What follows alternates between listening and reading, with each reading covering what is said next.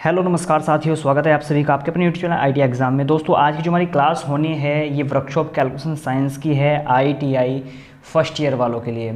इससे पहले मैं क्लासेस आपको ऑलरेडी करवा चुका हूँ। जितनी भी मैं क्लासेस करवा रहा हूँ ध्यान रहे भाई, इंपॉर्टेंट क्लासेस हैं। नेमी बेस्ड क्वेश्चन पर हमारा जो है ये सेशन चल रहा है। जैसे कि आप लोग जानते हो जल्दी आप लोग एग्ज़ाम भी स्टार्ट होने वाले हैं, तो भाई इन क्लासेस को मिस मत करो। ऐसे ही क्वेश्चन आपको आपके एग्जाम में देखने को मिल जाएंगे। मैं आपको बार बार बोलता रहता हूँ, ठीक, जितना हो सके प्रैक्टिस करो, ठीक है। बेसिक से भी मैं आपको समझाता चल रहा हूँ, ऐसे नहीं कि सिर्फ टिक मार करवा रहा हूँ, नहीं, बेसिक से हम समझते जा रहे हैं। तो थोड़ा सा मतलब तैयारी में आपको इंप्रूव करना पड़ेगा, जब भी जाकर आपकी परसेंटेज अच्छी बन पाएगी। क्योंकि अब की बार जैसे कि आप लोग जानते हैं ऑनलाइन आपकी परीक्षाएं होनी है। पिछली बार जो अभी हाल ही में जो परीक्षाएं हुई थी ऑनलाइन परीक्षाएं, उन्हीं में नीमी का बहुत बड़ा योगदान रहा है, नीमी पैटर्न का। और अब की बार भी नीमी के क्वेश्चन आपको देखने को यहाँ पर एग्जाम में मिल जाएंगे। तो उसी पर मैं टारगेट कर रहा हूँ। तो सबसे पहले आपको ध्यान से क्वेश्चन को सोल्व करना देखना है, ठीक है। जैसे समझा रहा हूँ वैसे करते रहिए। और उसके बाद आपको टेस्ट, मैं हर बार आपसे बोलता रहता हूँ भाई, जितना हो सके ऑनलाइन टेस्ट लगाओ। फ्री तो है, कुछ लग तो ना, वेबसाइट पर जाओ, वेबसाइट आप लोग देख सकते हो ITexamYT.net के नाम से है। वेबसाइट पर जाकर जितना हो सके टेस्ट लगाओ ऑनलाइन, ठीक है। ऑनलाइन जितना टेस्ट लगाओगे उतनी आपकी प्रैक्टिस बढ़िया रहेगी, ठीक है। चलिए, तो पहला क्वेश्चन आप लोगों के सामने आ चुका है, 27वां क्वेश्चन है। चलिए, इससे पहले मैं आपको क्लास करवा चुका हूँ। इससे जो पहली क्लास अगर आपने नहीं देखी है तो प्लीज़ देख लेना। प्लेलिस्ट में आपको सभी वर्कशॉप कैलकुलेशन साइंस की क्लास आपको देखने को मिल जाएगी।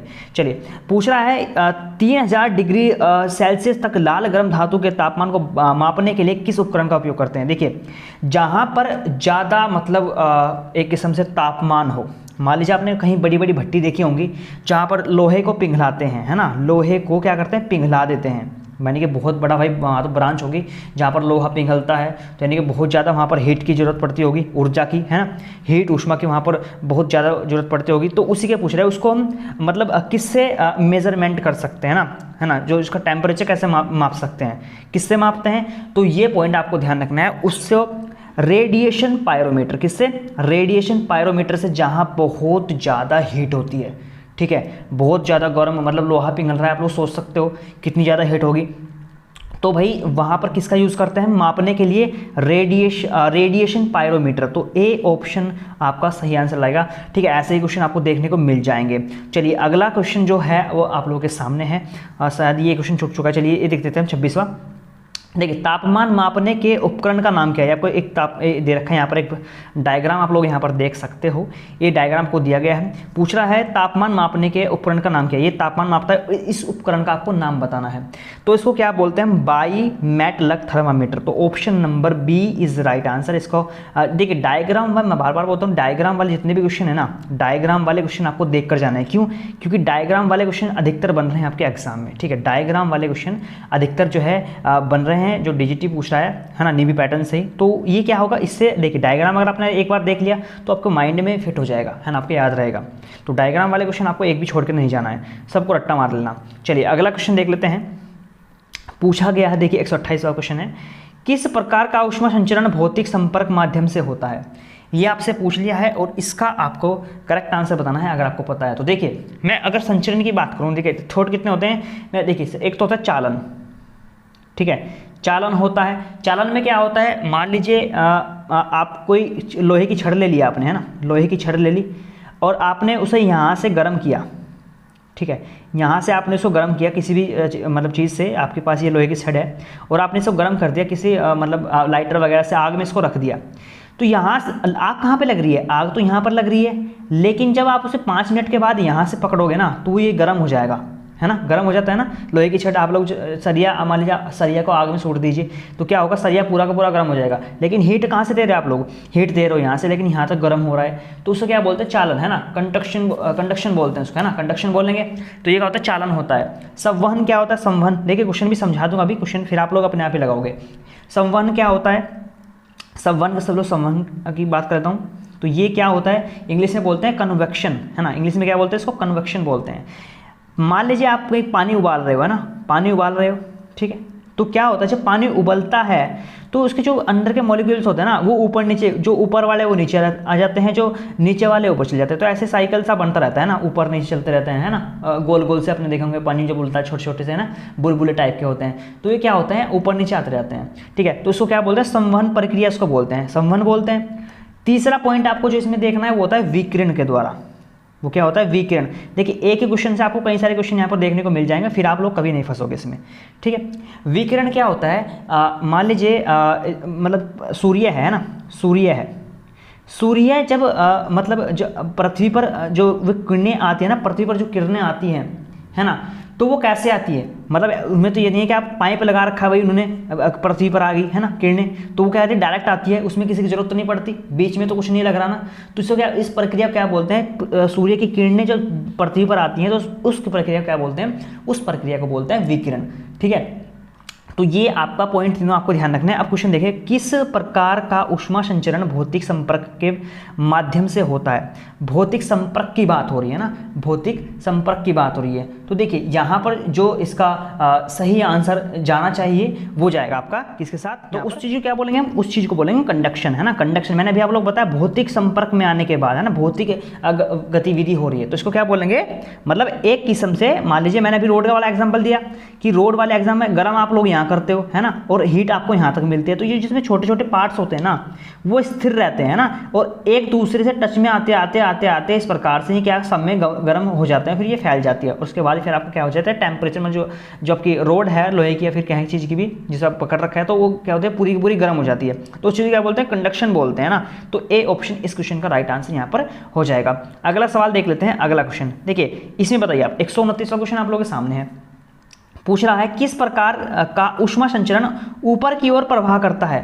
अभी मैंने आपको एग्जाम्पल दिया किस चीज़ का, अभी आपको कन्वेक्शन का एग्जाम्पल दिया, जैसे आपका पानी उबल रहा है, ठीक है, अभी पानी वाला एग्जाम्पल दिया मैंने, पानी उबल रहा है तो क्या होता है, जब आप गर्म करते हो, आपने मान लीजिए पानी रख दिया और गर्म हो रहा है, तो वो जो मोलिकुल्स होते हैं उसके अंदर वो ऊपर नीचे चलते रहते हैं ना, और साइकिल करते रहते हैं, जो नीचे के मोलिकुल्स है वो ऊपर जाते हैं, तो इस प्रकार से साइकिल चलता रहता है। तो उसको क्या बोलते हैं, उसको बोलते हैं कन्वेक्शन, है ना। अभी मैंने आपको बताया हिंदी में बोलेंगे संवहन प्रक्रिया, ठीक है, समझ गए ना, संवहन प्रक्रिया इसको हिंदी में बोलेंगे। अगर कोई भी डाउट्स अभी भी मुझे बन रहा है, अगर आपको लग रहा है कुछ समझ में नहीं आ रहा है, तो मुझे लास्ट में कमेंट कर सकते हो, ठीक है, और अच्छे से समझाने की कोशिश करूँगा। वैसे मुझे नहीं लगता, मैं पूरे बेसिक से समझा रहा हूँ, वैसे आपको समझ में आ ही रहा होगा, ठीक है, चलिए कोई दिक्कत की बात नहीं है। अच्छा अगला क्वेश्चन देख लेते हैं, अगला क्वेश्चन क्या बोल रहा है, देखिए 130वां नंबर क्वेश्चन है, पूछ ले, क्वेश्चन ध्यान से पढ़िए। पूछ रहा है कि ऊष्मा संचरण की रेडिएशन विधि कौन सी है, मतलब कौन सी है, तो ये आपसे पूछा है। तो देखिए मतलब क्वेश्चन कहने का मतलब तात्पर्य क्या कह रहा है, देखिए हम देखते हैं, एक लोहे की रोड, देखिए आप लोग ऑप्शन देखिए, सबसे पहले तो ऑप्शन में आपको अगर थोड़ी सी क्लियरिटी ना दिखे तो अपने पिक्सल चेंज कर लेना, ठीक है। बात कर रहा है आपकी बार किसकी है, विकिरण की बात कर रहा है। ऊष्मा संचरण की रेडिएशन विधि कौन सी है, तो रेडिएशन विधि मैंने अभी आप लोगों को बताई कौन सी होती है, वो होती है विकिरण वाली। विकिरण जब सूर्य से पृथ्वी पर क्या होती है, एक किस्म से किरणें वगैरह आती है, तो देखिए सूर्य से ऊष्मा अंतरिक्ष के माध्यम से यात्रा करती हैं, तो इसका जो करेक्ट आंसर जाएगा वो डी ऑप्शन जाएगा, तो डी ऑप्शन आप लोग इसमें लगा सकते हो, ठीक है। चलिए अगला सवाल मैं आपको दिखाता हूँ। अब अगले क्वेश्चन में क्या बोला गया है, देखिए अगला क्वेश्चन बोल रहा है कि यदि गर्म करने पर ठोस की लंबाई बढ़ती है तो क्या कहा जाता है। गर्म करने पर, देखिए क्वेश्चन समझिए, मान लीजिए आपने कोई एक छड़ ले ली लोहे की इतनी बड़ी, ठीक है भाई, और आपने क्या काम कर दिया, उसको गर्म कर दिया, किसी चीज़ में घेर दिया, तो जब आप लोग उसको मान लीजिए कहीं भट्टी में घेर रहे हो कि लोहे की छड़ को, तो वो क्या होती है, उसका आकार बढ़ जाता है ना, क्या लगती है, वो फैलने लगती है।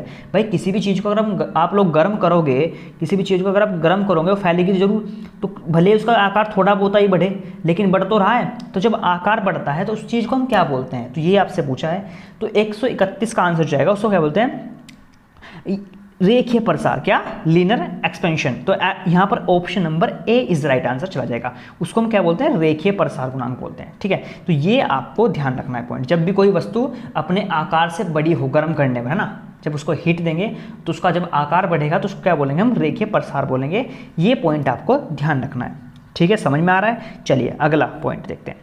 अगला सवाल है 132वां, तापमान में प्रति डिग्री मूल लंबाई में परिवर्तन को क्या कहा जाता है।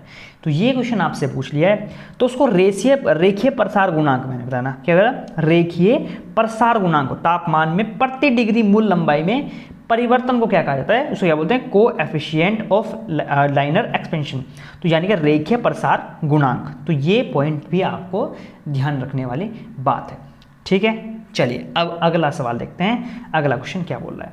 और भाई अगर आपको पीडीएफ चाहिए, पीडीएफ की आप डिमांड करते रहते हो, तो पीडीएफ आपको टेलीग्राम पर मिल जाएगी, टेलीग्राम का लिंक मैंने नीचे डिस्क्रिप्शन बॉक्स में दे दिया है, वहाँ से जाकर आप लोग जो है ले सकते हो, पीडीएफ वगैरह वहाँ से डाउनलोड कर सकते हो और टेस्ट जरूर लगाइए, ठीक है। क्लास खत्म होने के बाद हो जाओ वेबसाइट पर, टेस्ट लगा के आओ, ठीक है। तो ये आपके लिए चलता रहेगा। चलिए, और एम्प्लॉयबिलिटी स्किल का जो है मैं टेस्ट अभी डालने वाला हूँ। आज आपको यहाँ पर ईएस का टेस्ट मिल जाएगा वेबसाइट पर। ईएस का टेस्ट आप सबको लगाना है, ठीक है, क्योंकि ईएस भी आप लोगों के लिए महत्वपूर्ण चीज़ है। चलिए 133वां क्वेश्चन पूछ लेते हैं। रेखीय प्रसार गुणांक की इकाई क्या होती है? तो ये पूछा है आपसे, रेखीय प्रसार गुणांक की इकाई क्या होती है? तो वो होती है नंबर पर degree Celsius. Option number A is right answer आप लोग का यहाँ पर चला जाएगा, ठीक है। रेखीय प्रसार गुणांक की इकाई आपको ध्यान रखना है, क्योंकि इंपॉर्टेंट है, बन सकती है आपके एग्जाम में, ठीक है। चलिए अब देखते हैं कि अगला जो पॉइंट है वो आप लोगों के लिए क्या है, ठीक है। पूछ रहा है 2 गुना रेखीय प्रसार के लिए किस शब्द का प्रयोग किया जाएगा? देखिए इसमें 2 पॉइंट होते हैं, एक तो 2 गुना 3 गुना, दोनों मैं आपको बता दूंगा अभी। तो इसका जो राइट आंसर होगा, अगर 2 गुना पूछ ले, है ना, जब 2 गुना पूछे रेखीय प्रसार, तो ये किसके लिए होता है? ये एरिया के लिए होता है। किसके लिए? एरिया के लिए होता है। और 3 गुना किसके लिए होता है? 3 गुना होता है आपका वॉल्यूम के लिए, ठीक है। तो इस क्वेश्चन का जो राइट आंसर आप लोग लगा के आओगे वो किसके लिए? कोएफिशिएंट के लिए ओके। पहला किसका होता है? सी ऑप्शन, यानी कि सुपर ऑफिशियल प्रसार गुणांक, है ना जी, बिल्कुल। ऑप्शन नंबर सी आप लोगों का राइट आंसर, करेक्ट आंसर यहाँ पर हो जाएगा। किसके लिए होता है? ये एरिया के लिए होता है, तो ये आपका ध्यान रखना है। अगला सवाल, अब 3 गुना वाली बात देख लेते हैं। 3 गुना रेखीय प्रसार के लिए किस शब्द का प्रयोग करेंगे, है ना? तो इसमें क्या होगा, इसका जो करेक्ट आंसर अगर मैं बात करूँ 135 की, तो वो होता है घनीय प्रसार गुणांक, है ना। क्या होता है? घनीय। तो एक किस्म से क्या हो रहा है, ये किसका पूछता है? ये वॉल्यूम का पूछ लेता है। किसका? वॉल्यूम का। तो ऑप्शन नंबर आपका डी ऑप्शन राइट आंसर चला जाएगा, ठीक है। 135 का आपको लगाएगा ना डी ऑप्शन। भाई हालांकि नीमी की जो पीडीएफ में है, कुछ क्वेश्चन के लड़के को कमेंट आते हैं कि सर उसमें गलत आंसर भी दे रखे हैं। तो हाँ, नीमी की पीडीएफ में गलत आंसर दे रखे हैं, जो सही होना चाहिए वो सही नहीं है, ठीक है। ये 137वां नंबर है। भाई देखिए 136वां नंबर क्वेश्चन था, वो था न्यूमेरिकल, और वो इतना बड़ा न्यूमेरिकल था, ठीक है, तो वो पॉसिबल नहीं हो पाता मैं यहाँ पर स्क्रीन पर सॉल्व कर दूँ। तो जो अगली क्लास होगी उसमें मैं आपको जितने भी न्यूमेरिकल्स हैं वो मैं आपको सॉल्यूशन दूंगा, ठीक है। जो अगली क्लास होगी वो मैं बोर्ड पर लाऊंगा और उसमें आपको ये न्यूमेरिकल सॉल्व करवा दूंगा। अगर आपके पास पीडीएफ है, आप सोच रहे हो कि 136वां नंबर क्यों नहीं करवाया, तो वो अगले क्लास में हम कंप्लीट कर लेंगे बोर्ड पर, ठीक है। चलिए अगला जो सवाल है वो आप लोग के सामने 137वां पूछ रहा है कि 1 डिग्री से किसी पदार्थ की इकाई द्रव्यमान का तापमान 1 डिग्री सेल्सियस बढ़ाने के लिए आवश्यक ऊष्मा की को क्या कहते हैं? मान लीजिए आपके कुछ आपने 1 ग्राम चीज़ ले ली, है ना। आपके पास 1 ग्राम क्या है? चीज़, कुछ भी मान सकते हो, और उसको आपको 1 डिग्री सेल्सियस बढ़ाना है। उस 1 ग्राम चीज़ का जो तापमान है आपको कितना बढ़ाना है? 1 डिग्री सेल्सियस बढ़ाना है। समझते रहे मेरे बात को? कोई भी आप एक चीज़, कुछ चीज़ ले आए अपने मतलब मार्केट से, और उस चीज़ का आपको 1 डिग्री सेल्सियस जो है तापमान आपको क्या करना है? बढ़ाना है। तो उस 1 डिग्री सेल्सियस ताप बढ़ाने के लिए आपको जो ऊर्जा चाहिए, है ना, जो हीट चाहिए आपको, उसी को क्या बोलते हैं? उसको हम बोलते हैं भैया स्पेसिफिक हीट, यानी कि विशिष्ट ऊष्मा उसको हम बोलते हैं, ठीक है। क्या बोलते हैं उसको? स्पेसिफिक हीट बोलते हैं, विशिष्ट ऊष्मा हम बोलते हैं। तो सी ऑप्शन आप लोगों का यहाँ पर करेक्ट आंसर हो जाएगा। ये क्लियर आपको हो चुका होगा, ठीक है। चलिए अब बढ़ते हैं आपके अगले सवाल की ओर। न्यूमेरिकल आप लोगों के सामने यहाँ पर शो हो चुका है। अब न्यूमेरिकल देखिए, वैसे मैं कोशिश करूँगा अब यहाँ पर सोल्व करने की, लेकिन अगर फिर भी समझ ना आए तो फिर मैं अगली जो क्लास होगी उसमें बोर्ड पर लाऊंगा और उसमें आपको समझाऊंगा, लेकिन फिर भी समझते हैं। देखिए क्वेश्चन में बोला क्या गया, देखिए आपको m का मान यहाँ पर लिखा गया है 120 लीटर, T1 T2। देखिए सबसे पहले आपको फॉर्मूला ध्यान रखना, ऊष्मा पूछा क्या है आपसे? पूछा है कि मात्रा में ऊष्मा की आवश्यकता होगी, यानी कि आपसे ऊष्मा पूछी है कि ऊष्मा को हम किससे डिनोट करते हैं? क्यों से डिनोट करते हैं, ठीक है। तो क्यों का फॉर्मूला क्या होगा? यहाँ पर फॉर्मूला होता है ms डेल्टा T। अगर आप वैल्यू पुट करके करना चाहो कर सकते हो। यहाँ पर Q क्या है? ऊष्मा है। M क्या है? यहाँ पर मास है। S क्या है? आपका स्पेसिफिक हीट है, यानी कि, और डेल्टा T, ठीक है। तो यहाँ पर डेल्टा T का मान आप लोग सोच रहे हो कि भाई यहाँ पर डेल्टा T का मान कैसे निकलेगा? तो हमेशा ध्यान रखना डेल्टा T बराबर होता है T2 माइनस T1, ठीक है। डेल्टा T का मान क्या होता है? हमेशा T2 माइनस T1। अब देखो सबसे पहले मैं डेल्टा T का ही मान निकाल लेता हूँ। तो T1 आपको कितना दे रखा है यहाँ पर? 20। T2 कितना दे रखा है? 85। तो जब आप लोग T2 में से T1 घटाओगे, यानी कि 85 में से 20 माइनस करोगे तो कितना आएगा आपके पास? 65। तो 65 आपका क्या है? किसका मान आ चुका है? ये डेल्टा टी का, चलिए मैं यहाँ पे लिख देता हूँ डेल्टा टी का मान मेरे पास आ चुका है यहाँ पर 65। समझ रहे हैं मेरी बात को? अगर नहीं समझ में आया तो मैं बोर्ड पर लाऊंगा, बोर्ड पर आप लोग समझ जाओगे अगली जो क्लास होगी। डेल्टा टी का मान मेरे पास कितना आ चुका है 65। पता लग गया कैसे निकाला मैंने, T2 माइनस टी करके T1 करके, ठीक है। T1 का मान कितना देखा था आपको 20, T2 का मान कितना देखा था आपको 85, 85 माइनस 20 कर दिया तो 65 आपका आ चुका है। तो ये पॉइंट आपका हो चुका है। अच्छा अब अगला देख लेते हैं, अगला क्या बोल रहा है। अब फॉर्मूला मैंने अभी आपको क्या बताया, फॉर्मूला मैंने बताया आपको Q बराबर क्या होता है भाई, Q बराबर MS डेल्टा T। तो डेल्टा T का मान मेरे पास मान निकल चुका है। अब देखो M का मान पुट करो सबसे पहले, तो M का मान देखो कितना है, M का मान है भाई आपको दे रखा है यहाँ पर, देख सकते हो 120 दे रखा है, तो 120 आपका M का मान हो चुका है। उसके बाद आती है S की बारी, S का मान कितना दे रखा है आपको, बीच में मल्टीप्लाई जाएगी, 4.2 आपको S का मान दे रखा है। डेल्टा T का मान कितना दे रखा है आपको, डेल्टा T का मान यहाँ पर आ जाएगा, कितना आएगा यहाँ पर रख दीजिए 65, ठीक है। 65 आपका क्या आ चुका है डेल्टा T का मान, थोड़ा सा यहाँ से कर देता हूँ, 120 गुना आपका कितना निकल रहा है 4.2, डेल्टा T का मान कितना है 65, ठीक है। अब सॉल्यूशन कीजिए, यहाँ से जब मैं पॉइंट हटाऊंगा नीचे क्या आएगा आपका 10 आ जाएगा, ठीक है भाई। जब मैंने यहाँ से पॉइंट हटा दिया तो नीचे कितना आ गया 10 आ गया, इस 10 से ये 0 कैंसिल हो जाएगी। अब 12 गुना 42 गुना 65 कर दो, जो भी आएगा आपका आंसर आ जाएगा। तो कितना निकल के आएगा आपका, यहाँ पर सब समथिंग लिखेगा 32,700 कुछ के समथिंग निकलेगा ना, तो ये आपका राइट आंसर आ जाएगा। 12 गुना 42 गुना 65 कर लो, आपका जो होगा वो आपका आंसर निकल के आ जाएगा। ऑप्शन आपके सामने ये रहे, और लगभग आपका जो हो सकता है यहाँ पर बी के समथिंग निकलेगा, बी ऑप्शन के समथिंग, ठीक है। तो आप लोग कैलकुलेशन करके निकाल लेना, ठीक है। चलिए अगला क्वेश्चन देख लेते हैं। अगला क्वेश्चन क्या है, अगला क्वेश्चन भी सेम टू सेम ऐसा ही है भाई, ठीक है। अगला सवाल भी बिल्कुल ऐसा ही है, इसमें भी कोई ज़्यादा बड़ी बात नहीं करनी है।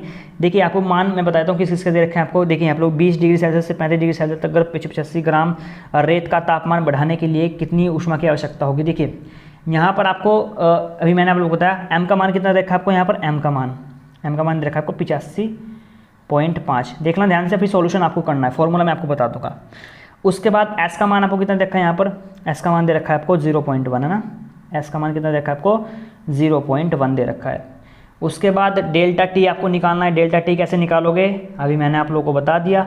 डेल्टा T कैसे निकालोगे, T2 माइनस T1, कैसे 35 में से 20 घटा दो, ठीक है। डेल्टा T आपका आ जाएगा, डेल्टा T कितना आएगा 35 माइनस 20 कितना हो गया 15, ठीक है। 15 का किसका आ गया मान, ये आ गया 15 आपका डेल्टा T का मान, समझ चुके हो ना। डेल्टा T का मान कितना आ चुका है आपका 15 आ चुका है।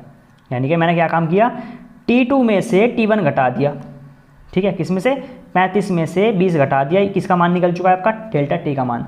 वैल्यू पुट कर लीजिए, फॉर्मूला भी मैंने आप लोगों को बता दिया था, Q बराबर क्या होता है MS डेल्टा T। अब आप लोग इसमें वैल्यू रख दीजिए, आपका आंसर निकल के आ जाएगा, ठीक है। तो ये बेसिक पॉइंट था जो मैंने आपको बताया, ठीक है। उसी के बाद देख लेते हैं अगला क्वेश्चन। अगला क्वेश्चन भी बिल्कुल सेम टू सेम ऐसा ही है, ठीक है। इसी में भी आपको वैल्यू पुट करनी है और मान आपको रखना है। अगर नहीं समझ में आए तो क्योंकि मैं अब अगली क्लास बोर्ड पर ले आऊँगा, अगर आपने क्वेश्चन सोल्व कर लिए हैं सभी तो ठीक है, अगर फिर भी आपसे क्वेश्चन सोल्व नहीं हुई है न्यूमेरिकल तो आप मुझे लास्ट में कमेंट कर देना कि भाई हमसे नहीं हुए, आप बोर्ड पर करवा दो, ठीक है। तो मैं फिर आपके लिए बोर्ड पर जो अगली क्लास होगी उसमें लेकर आपको क्वेश्चन सोल्व करवा दूंगा, ठीक है। इसमें भी वही फॉर्मूला लगने वाला है, Q बराबर कौन सा MS डेल्टा T। तो ये भी इसमें फॉर्मूला आप लोग पुट करके निकाल लेना, ठीक है। तो चलिए ये क्लास थी आज की जिसमें मैंने आपको सॉल्यूशन करवाया। जो अगली क्लास होगी उसमें मैं आपके लिए हो सकता है बोर्ड पर आ जाऊँ और उसमें आपको क्वेश्चन सभी सॉल्व करवा दूँगा, ठीक है। आज जो आपको क्या काम करना है, अब आपने क्लास देख ली, ठीक है। अब मैं आज आपके लिए डालने वाला हूँ ES का जो है ऑनलाइन टेस्ट, ठीक है। ऑनलाइन टेस्ट डालने वाला हूँ ES का एम्प्लॉयबिलिटी स्किल का वेबसाइट पर, ठीक है। ये आपको मिलेगा लगभग 3 बजे के समथिंग, ठीक है। यानी कि आज मिल जाएगा आपको पूरा, ठीक है। आप शाम के टाइम लगा देना जा करके, ठीक है। शाम के टाइम भी दोपहर के बाद आपको ये टेस्ट यहाँ पर मिल जाएगा, ठीक है। एम्प्लॉयबिलिटी स्किल का है, महत्वपूर्ण क्वेश्चन होंगे जितने आपके प्रीवियस क्वेश्चन बन चुके हैं आपके एग्जाम में।